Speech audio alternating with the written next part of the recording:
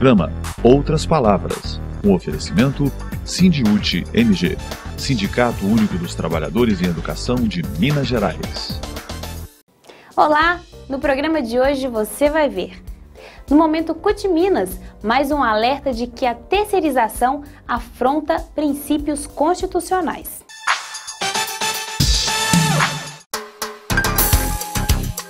Educação em Debate. Conversamos com a Fátima Silva, ela é pedagoga, secretária de Relações Internacionais da CNTE e vice-presidenta da Internacional de Educação para a América Latina. Fátima, é um prazer recebê-la aqui no programa.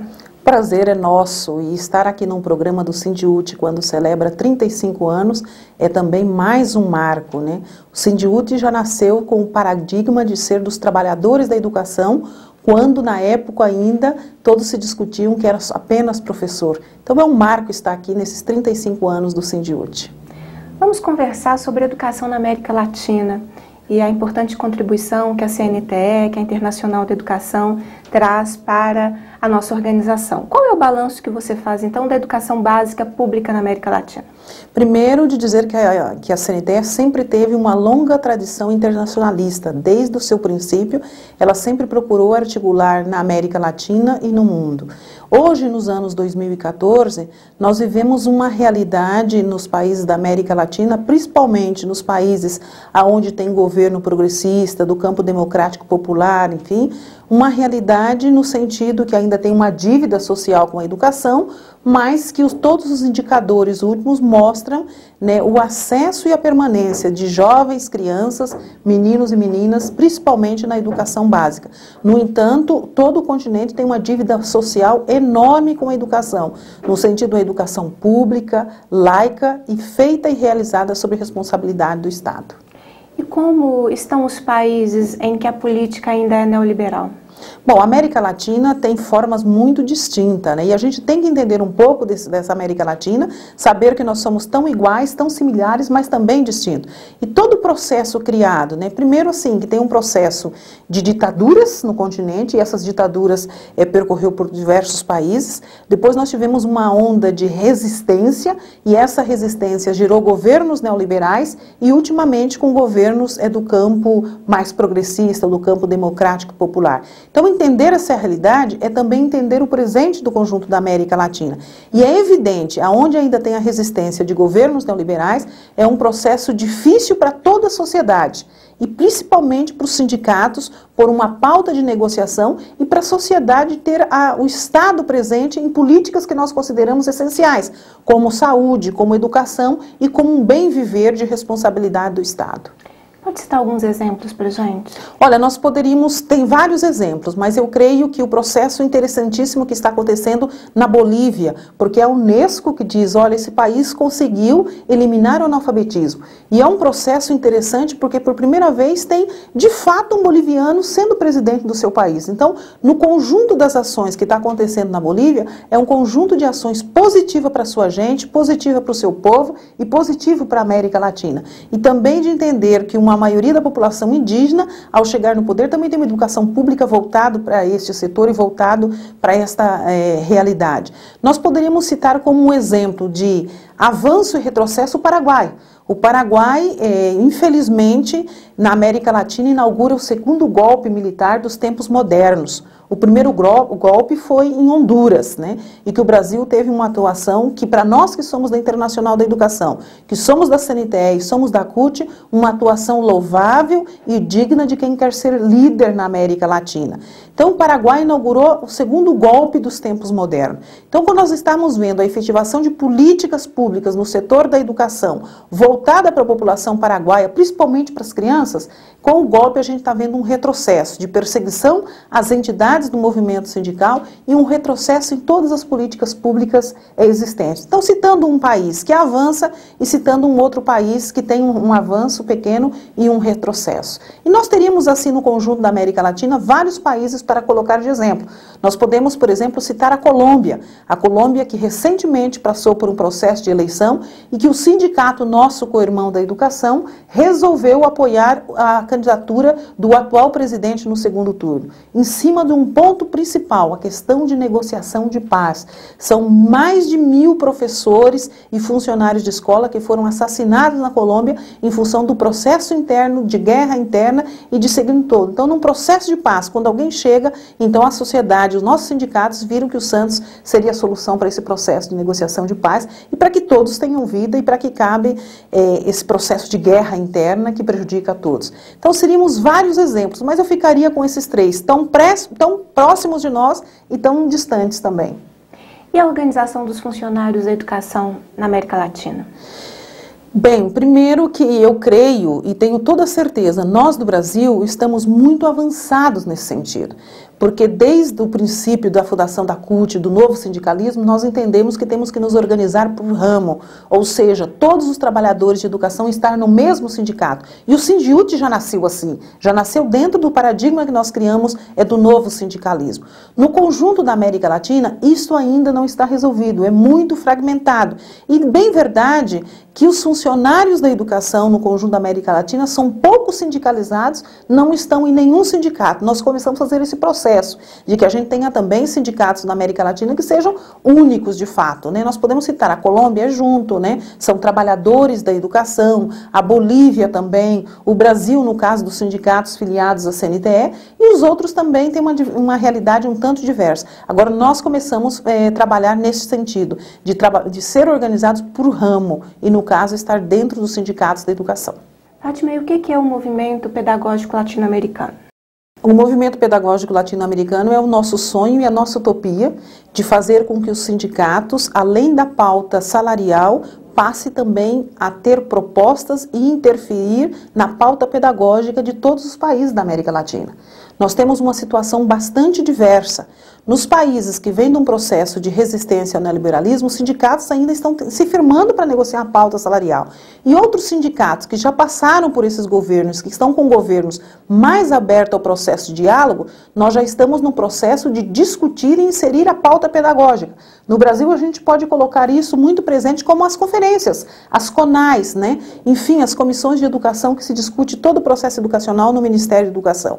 E na Argentina, no Chile, tem um processo diferente de negociação. Agora, os países da América Central têm uma certa dificuldade de ter esse passo, esse avanço na questão da pauta pedagógica. Então, o movimento pedagógico latino-americano é no sentido de criar e ver um modelo nosso, formado por nós educadores e de quem está no dia a dia da escola, de dizer o que nós queremos ensinar, o que nós precisamos ensinar e o que se precisa aprender. E deixar de seguir as receitas que vêm dos governos, dos ministérios de educação. Fátima, quais são os problemas que os trabalhadores em educação da América Latina enfrentam? Bem, o primeiro problema, eu diria que é a grande crise de ser sujeito e agente de executar uma política não são elaboradas e executadas pelos educadores. E quando eu coloco educadores, eu estou colocando professores e todos aqueles que estão no ambiente escolar. Ou seja, é aquele sentido de cumprir determinação. Essa é uma grande angústia pedagógica que a gente tem nos professores de todo o continente. O segundo, a total ausência de um processo de valorização profissional. Tem uma diversidade muito grande no conjunto dos países da América Latina, em relação à jornada de trabalho, em relação também a cargo, além da jornada de trabalho, em relação à questão salarial e à questão de direitos. São poucos países que conseguiram implementar, por exemplo, a hora-atividade. Então, nós temos professores no continente que trabalham 40 horas seguidas com alunos, ou até mais, em função dos baixos salários. Uma outra questão permanente é a necessidade que tem de formação contínua.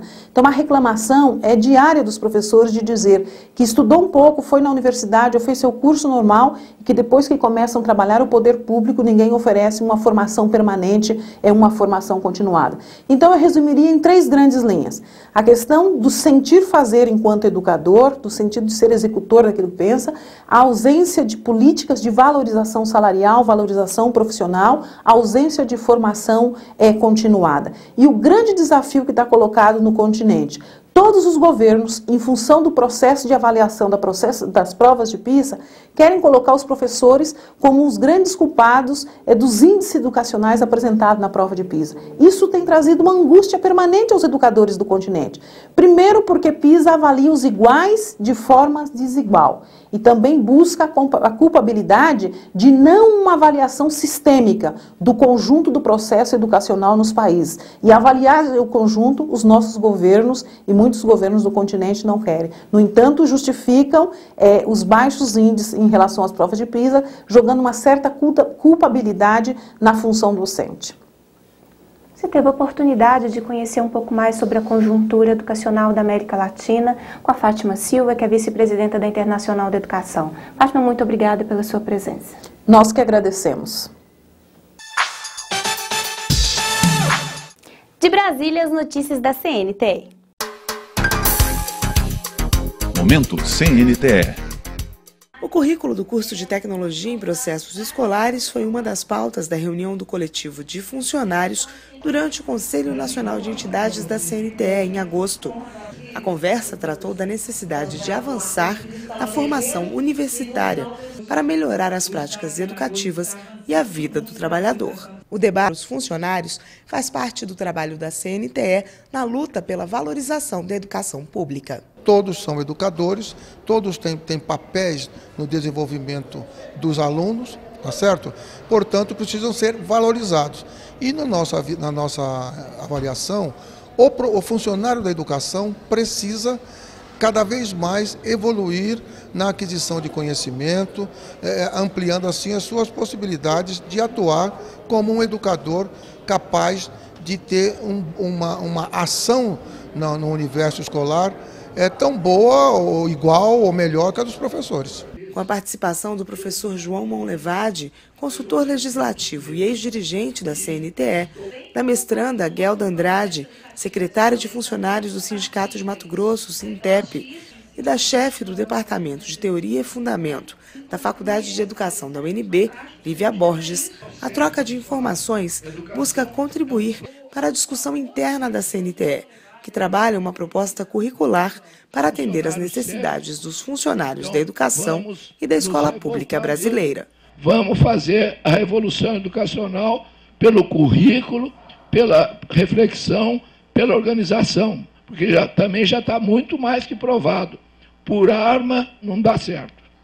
Revolução por arma, está aí a União Soviética com um macharré que dá até medo na gente, não é? Está lá Cuba nos estertores esperando o Fidel e o Raul morrer para daqui a pouco ser invadido pelo capital estrangeiro, e a coisa não é por aí. Eu acredito e vou acreditar sempre. Pela educação, a gente avança devagar, mas a gente avança sempre. Tire sua dúvida com o Departamento Jurídico. Tira dúvidas.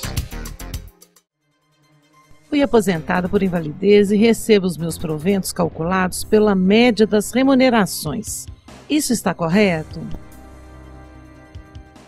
Com a edição da Emenda 70 de 2012, houve uma nova regra de transição para aqueles servidores que foram aposentados por invalidez de forma permanente e que ingressaram no serviço público até a entrada em vigor da Emenda 41, datada de dezembro de 2003.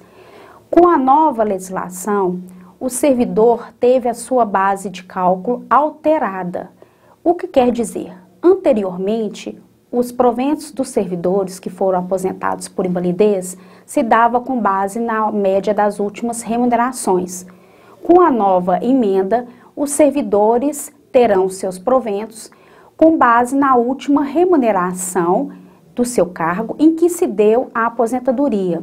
Portanto, com a nova emenda, os servidores fazem jus a essa diferença do cálculo dos seus proventos e podem ajuizar a ação com o Departamento Jurídico do Sindiúti. Acompanhe no Momento CUT Minas os males da terceirização. Momento CUT Minas. E quais são, na sua opinião, os principais riscos da terceirização?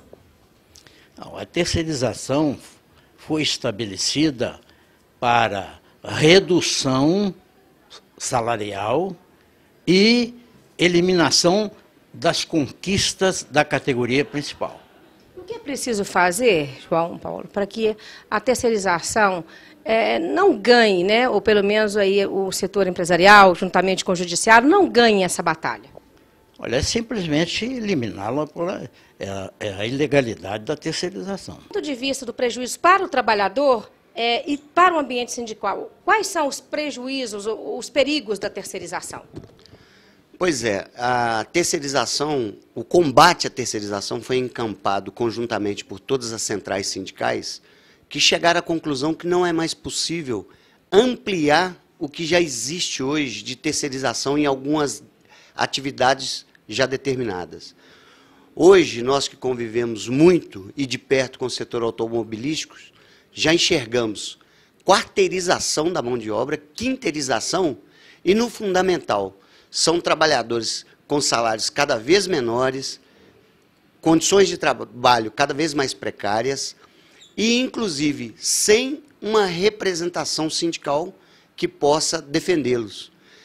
São trabalhadores que, quando da sua demissão, não sabem a quem recorrer das verbas rescisórias e, no caso de Minas, a principal montadora não assume o passivo trabalhista de pseudos empresários que abrem empresas chamadas terceirizadas, mas que, na nossa opinião, já é um processo de quarteirização e até quinteirização da mão de obra dos trabalhadores. Poderíamos chamar isso de um famoso, entre aspas, jeitinho brasileiro aí do setor empresarial?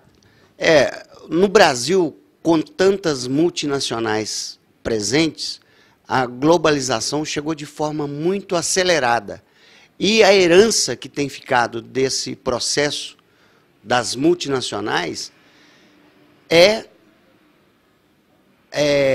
a falta de compromisso com a CLT, que completou 70 anos e vem sendo rasgada paulatinamente, e a terceirização tem sido o mecanismo mais fácil para burlar não só a representação que deveria defender os trabalhadores, mas também para burlar a legislação trabalhista, precarizando, diminuindo salários e esses trabalhadores terceirizados cada vez mais próximos de condições adversas de trabalho e com os acidentes cada vez mais frequentes.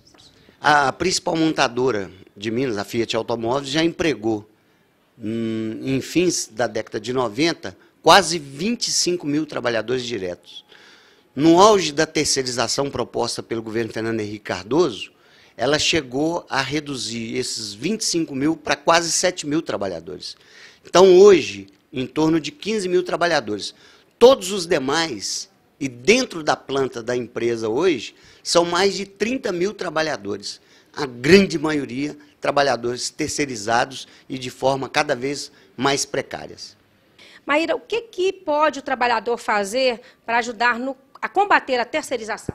Acho que o primeiro passo é o trabalhador conversar com outros trabalhadores, conversar com a sua família, levar o debate para o bairro que mora, para as comunidades em que vive, para os espaços públicos que ocupam.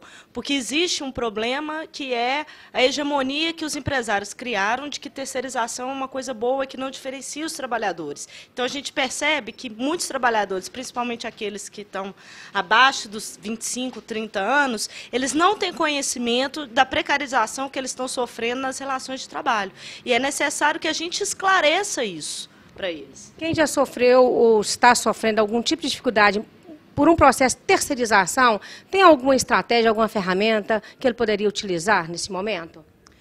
Nesse momento, os instrumentos que a gente tem são as denúncias no Ministério Público do Trabalho, as denúncias no Ministério do Trabalho e Emprego, e sempre tentar buscar o sindicato que representa esse trabalhador. Mas como o trabalhador terceirizado é um trabalhador que está sempre à venda, é muito difícil identificar esse empregador. Então, talvez seja necessário ele procurar o sindicato que representa a maioria daqueles trabalhadores com o qual ele trabalha cotidianamente. Colocar a boca no trombone também, usar aí as ferramentas, Twitter, redes sociais, Facebook, fazer esse tipo de denúncia também pode ser uma saída interessante?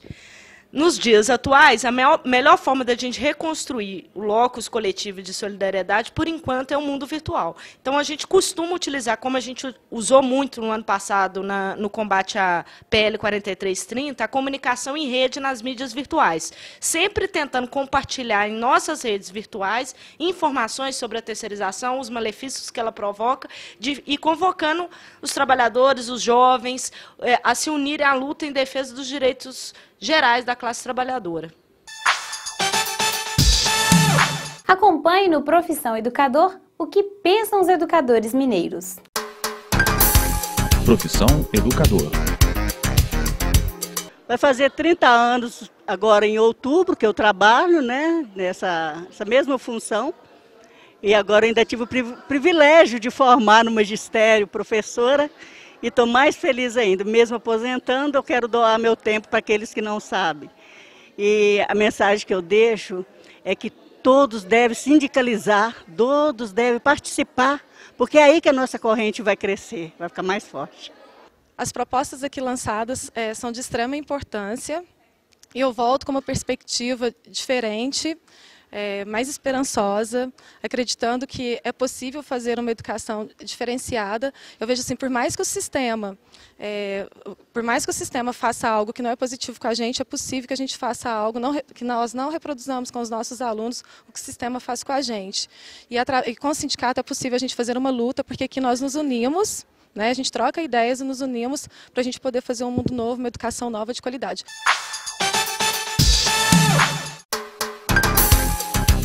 Choque de realidade.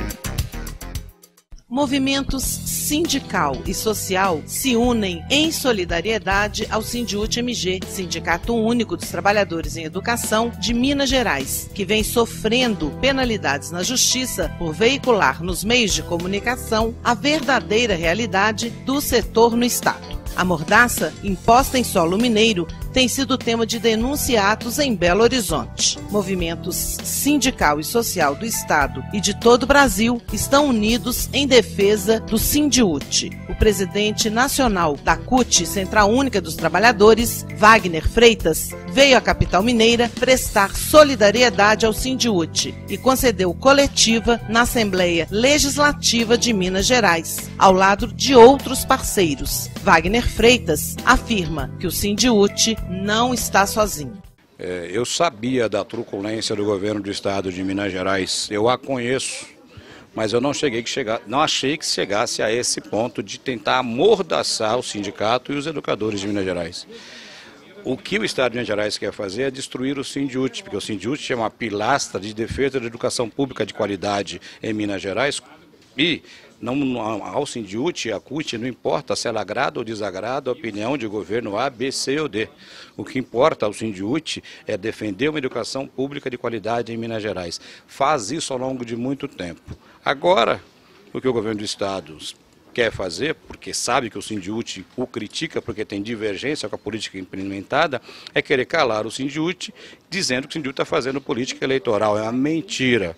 O Sindiúte faz uma campanha agora que faz ao longo de sua existência. Por isso nós estamos aqui para denunciar que é uma prática antissindical, dar o nosso apoio e solidariedade de classe e na prática ao Sindiúte, dizer de alto e bom tom que ninguém vai arrebentar o Sindiúte, inviabilizar o Sindiúte, sem que haja uma luta com a CUT muito grande de preservação do Sindiúte e o direito das crianças, enfim, da educação de Minas Gerais. É esse o motivo da nossa presença aqui. E para chamar a atenção da imprensa, de maneira geral, para o que está acontecendo com a Sindiúte, para a gente nacionalizar esse debate da falta de liberdade de expressão em Minas Gerais e a prática antissindical que o governo faz com o Sindiúte. Estamos preparando uma representação contra o governo de Minas Gerais na OIT, através da nossa CNTE, que é a Confederação Nacional da Educação da CUT, presidida pelo professor Roberto Leão, pela CUT, e temos já também através da nossa CSI, que é a Central Sindical Internacional, que é presidida também por educador, o João Felício. Nós vamos levar até a OIT, primeiro em Brasília e depois em Genebra, essa denúncia de prática antissindical, né, para que o governo do estado de Minas Gerais possa ter que se explicar para a opinião pública o que está acontecendo nessa perseguição ao Sindiúte aqui. É lamentável o que vem acontecendo nesse período em Minas Gerais, que é uma tentativa novamente de censura frente a um sindicato e a lideranças tão importantes desse Estado que defendem a educação pública e de qualidade.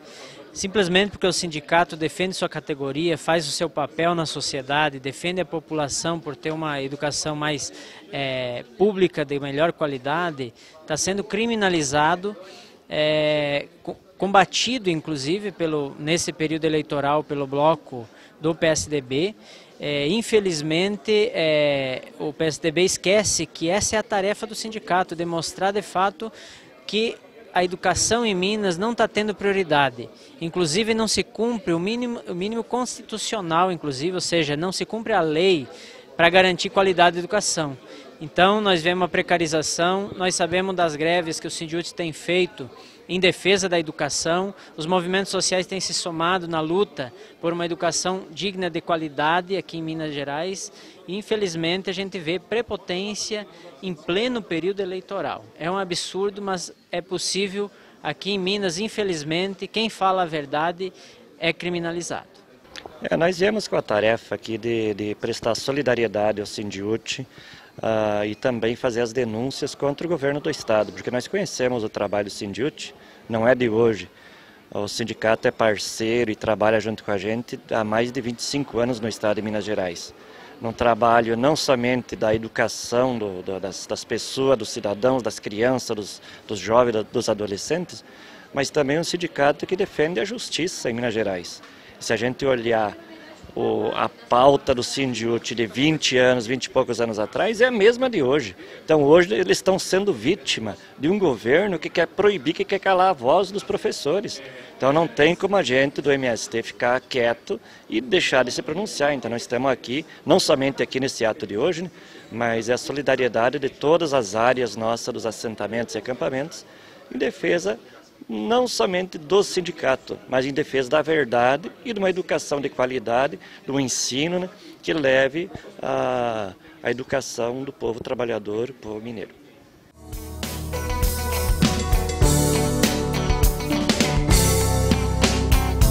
Um ato público em solidariedade ao Sindiúti-MG, Sindicato Único dos Trabalhadores em Educação de Minas Gerais, no auditório do Sindicato dos Bancários em Belo Horizonte, uniu centenas de pessoas, representando a CUT Nacional, CUT Minas, CUTs regionais, CUT Maranhão, federações, confederações, sindicatos e movimentos sociais.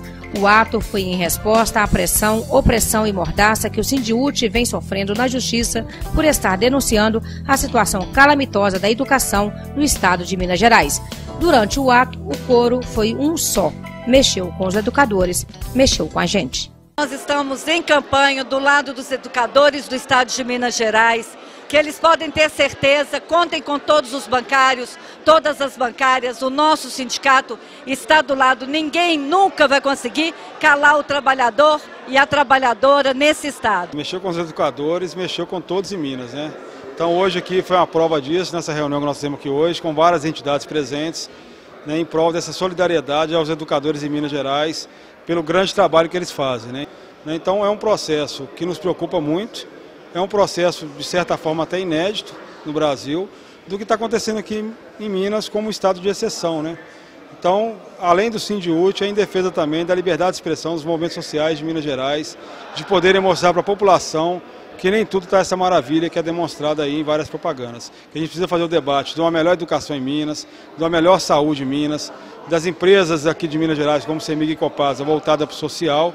Queria saudar este momento que nós estamos vivendo no estado de Minas Gerais.